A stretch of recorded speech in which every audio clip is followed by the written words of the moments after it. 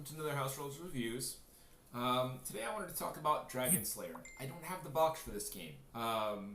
Some of you might know that I moved from Lawrence, Kansas to Largo, Florida in August of 2018.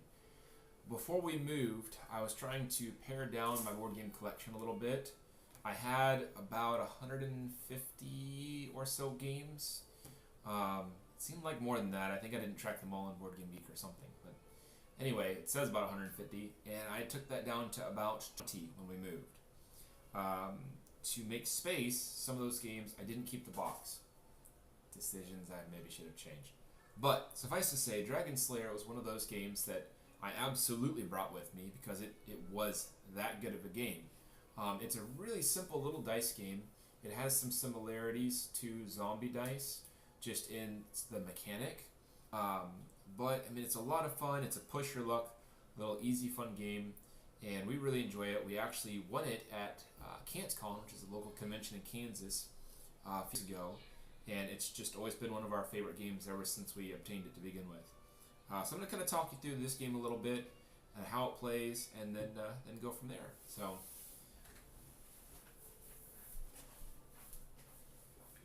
With Dragon Slayer, normally you have the box, you have the rules, you have dice, right? And then you have these tokens. This card here comes in the Kickstarter promo. Now, I have a friend who got it, and he gave me one of his cards because it comes with two. One's supposed to be a score tracker, and one is supposed to help you keep track of the hunt phase, basically the dice rolling. What happens is, on their turn, a player gets these hunter dice, soldier dice, whatever you want to call them, and then picks a dragon to go fight. There are 3 different dragons. There's the blue dragon. The blue dragon is really, in a sense, the easiest to kill. The dice has mountains, which are just basically reroll, the dragon head, body, and tail, and then it has, that's pretty much it. I think on 2 of the dice there aren't any fire. On the wings, yeah, there aren't any fire anywhere on these dice at all. Now your soldier dice have a shield, an axe, and fire. What the shield does is the shield prevents fire from hurting you, right? So there's fire on other dice here. So a shield would prevent fire. You have to have an axe in order to complete the quest to fight the dragon, right? So if I'm hunting the blue dragon and I roll the combo like this, which is what I need to kill it, the head, the wings, and the tail, right? I also have to roll an axe to actually kill it and take that dragon for points, okay? If I don't roll an axe and I just roll shields or fire, I have to then roll the white dice again. So on your turn, like if I'm doing the blue dragon, I would take all these dice, I would roll them. Oh, I've gotten the head, I have the body, I have the tail, which you could put up here on this sheet like this to show that yes, you have them, right? And I rolled 2 axes and a shield. So I have an axe, so that's what I need to complete it. I would then score this dragon. You do that for each color. Now, as long as you complete the dragon that you rolled for, you can stop and collect points. So the blue dragon's worth 2. The green and red dragon are worth 4 and 6 respectively. And that's because the green dragon has fire on all of its dice, but it's only one side of fire on each dice, right?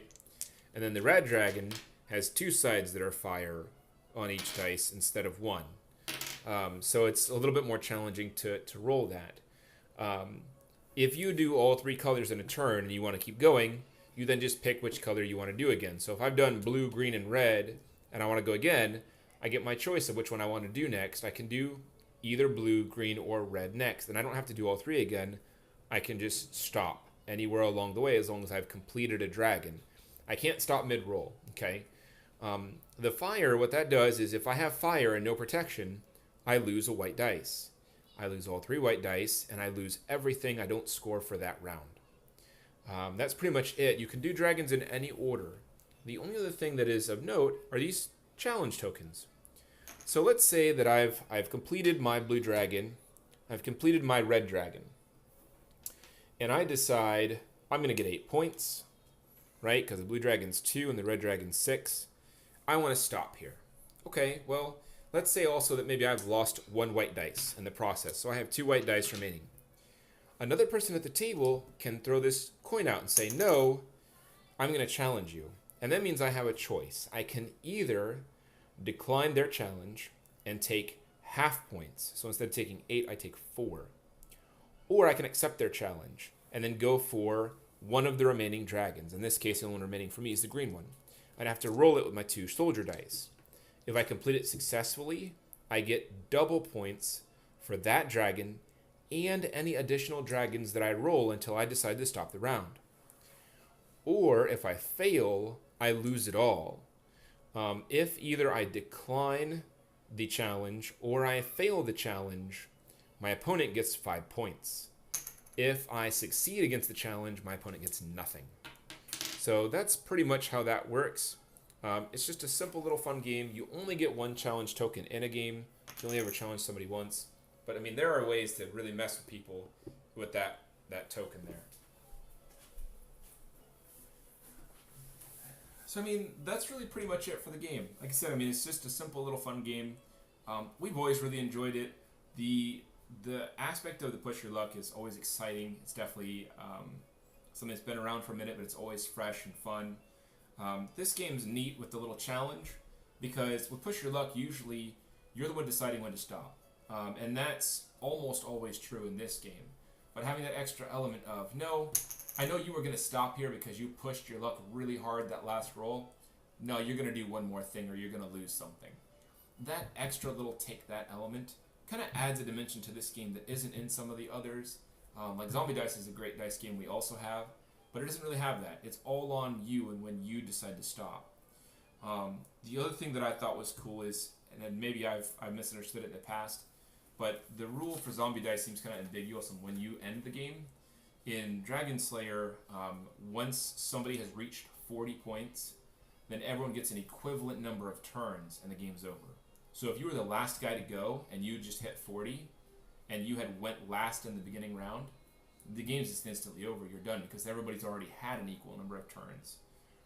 If you were the first person to go, everybody else will still get one more turn, so everyone has had an equal number of turns across the board.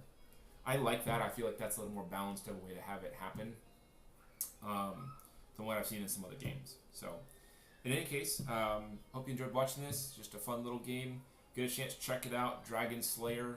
I definitely know it's still around. I think it runs like $12 most places. Definitely one worth grabbing. So, thanks for watching another House Rules review.